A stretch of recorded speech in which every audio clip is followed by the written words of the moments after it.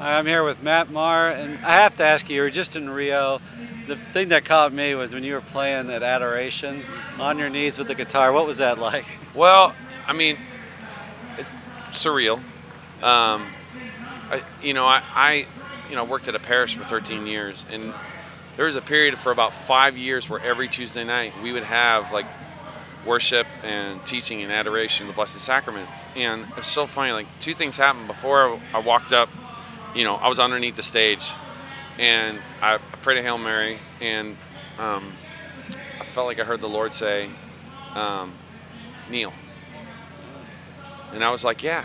And it was funny because that's what I always did. Whenever the Blessed Sacrament would process in, I'd always just kneel and bend on the microphone.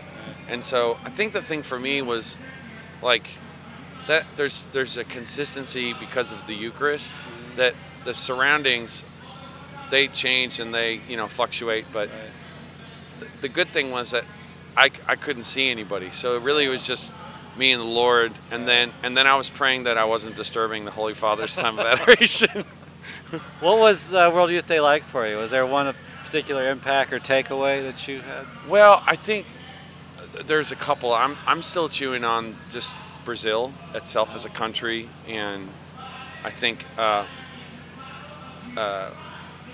disparity between the rich and the poor, and I think the church always has a heart for the poor. I think I'm definitely. I spent most of my week actually with people from different countries. I wasn't with a lot of people from America, and I actually loved it. Like, because I feel like the greatest gift of World Youth Day is this experience of the global church. Yeah. It's connecting with people from different cultures and different backgrounds, and realizing that the liturgical calendar and the sacramental life of the church, it's such a strong connector. Right. And so I think for me, that like the big takeaway was just getting to see the whole church. Obviously the Holy Father, I mean, his pontificate to me is very, very timely, feels very much inspired by the Holy Spirit. And I think for me, hearing a lot of the things that he spoke were great confirmations. It's like you're journeying in your life and you're praying and you feel like the Holy Spirit's saying things with you, but for then the Pope, I feel like it's like Blessed John Paul and Pope Benedict gave us so much content.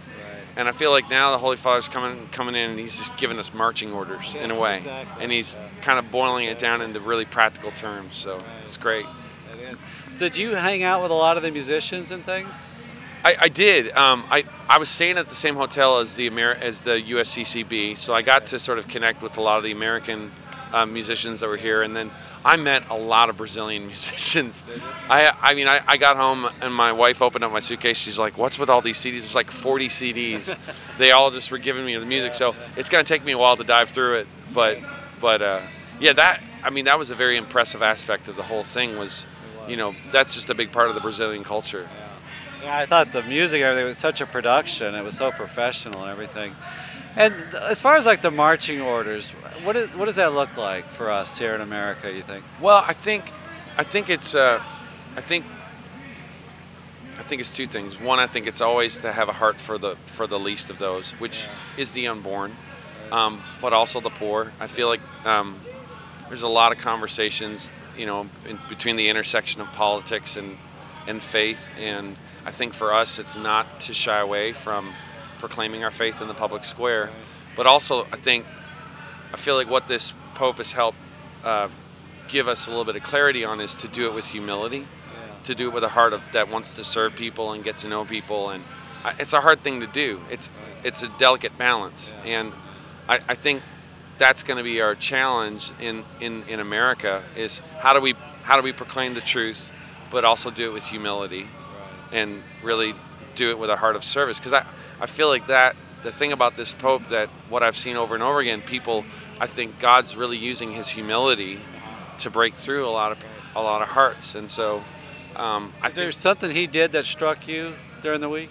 Well, I think going to the favelas, that was a huge thing. I think his conversation with the Brazilian bishops, and just what he said to them about saying we need people who are willing to walk along the way. He talked about Emmaus and how you know, it's you're Company man. yeah, accompanying people like through the struggles and hardships of life. And I feel like that's one of the great things that Catholicism does, more than any other denomination. I mean, we're at the fest, so there's probably a lot of different denominations here. Is the legacy of our faith is really walking with people in hardship, in sorrow. We don't try to gloss it over and pretend that suffering isn't real. And so I think that's a big aspect of it too, is just having compassion with people. What's it like to play in front of 1 million people? You know, it's 1,000 people in a, you know, in a house of blues is probably more nerve-wracking. Well, because there's a certain level of intimacy. You can see people's faces, and so you can tell whether or not the music's actually hitting them in a good way or not. 1 million people, it just loses all perspective. And but I think it was, I mean, for me, you know, in Sydney and in Rio, the biggest thing is always seeing all these flags, all these countries, and you just, you know, you think of the Psalms, Lord, every nation on earth will adore you, and it's like we get a little foretaste of that. So thank you so much.